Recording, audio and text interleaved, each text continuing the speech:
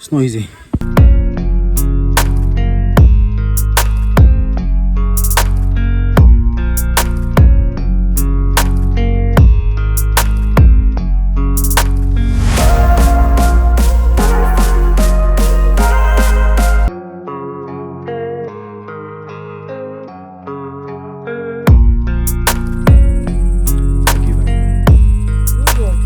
Guys, never come to Afadjato, never.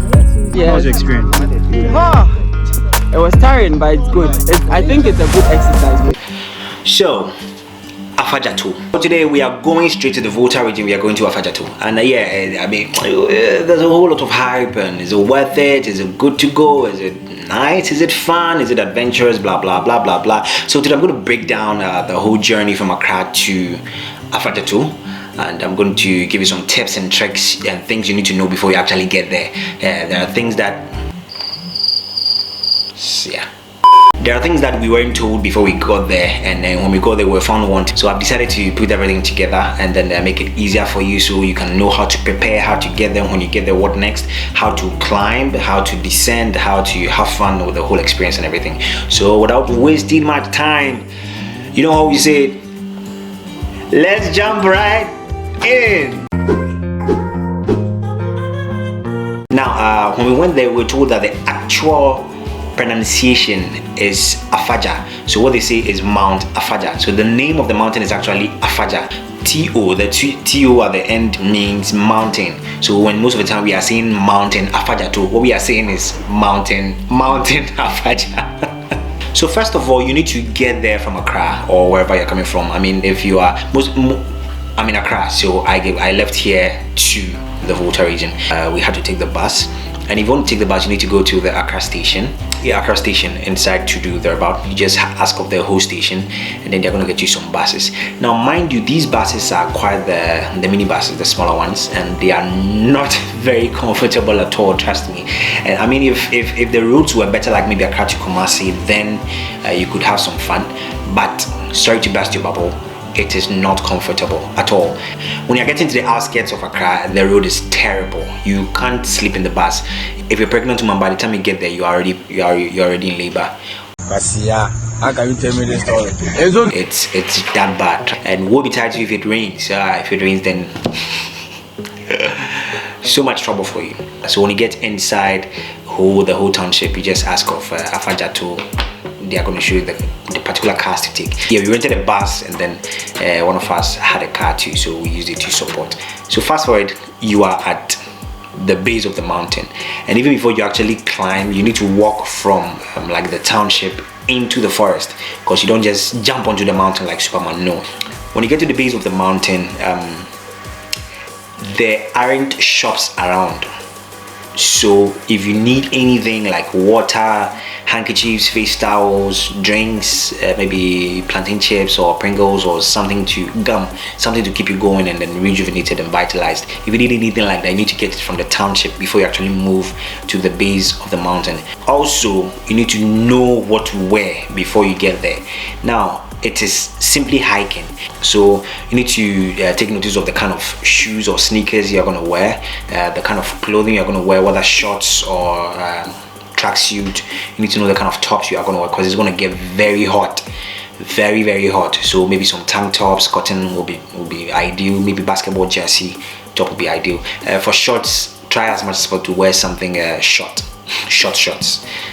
Yeah, it's going to be hot, so something that can help in ventilation.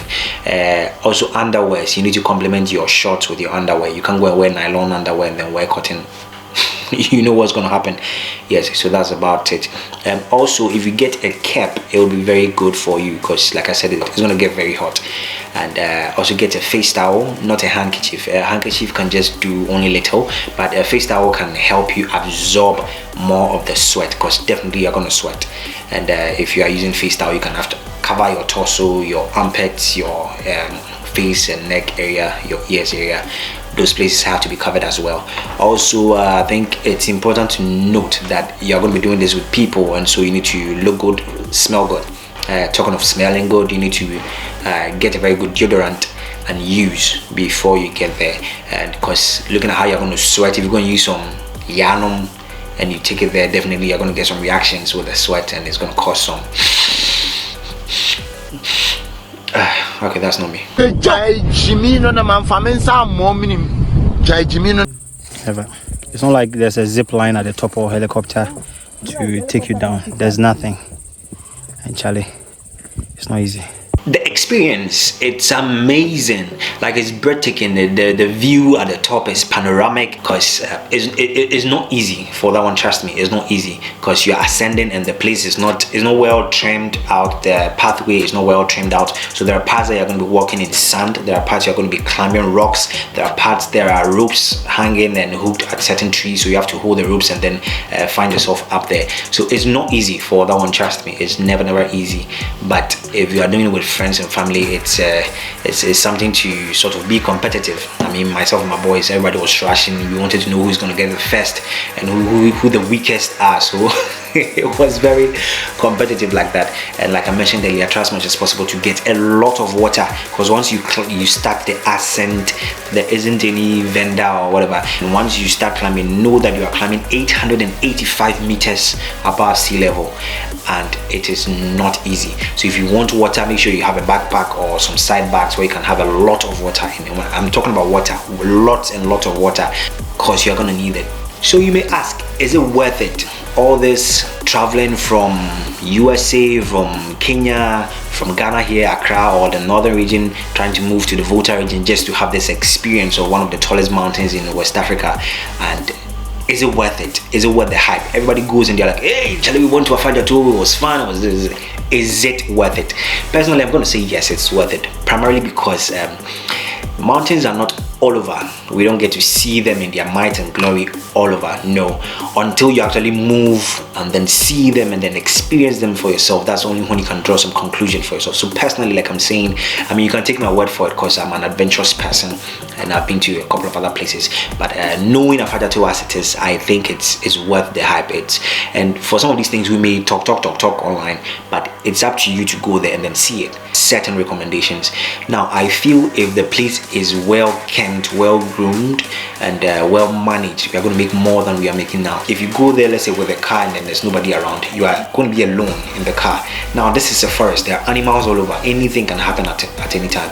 And since you are also a stranger in somebody's town, somebody's village, you can never be too careful. Security's sake. If there's a bad person in town or village, they can just attack you, take your money, take your goods. Since you don't know anywhere around there, they can just escape, and then you are the one going to be found wanted. Once you get to the town, sometimes you don't even know who is taking you until they call some of the local boys. And when we go to the I think it's an office or something like that for the Afadjato, they had to call some of the local guys to come pick us and then take us there. And when they were taking us there, it looked like they don't know the whole history. They don't know the story behind it. They don't know the measurements. They don't know all the details. All they know is they are taking you there. And some of them, they can't speak very well, not necessarily Twi or English. I mean, it's a mixture of it. Most of them speak their local language, which is Ewe, right? So if you are not very fluent in Ewe, you're going to find challenges communicating with them. So that's also another thing.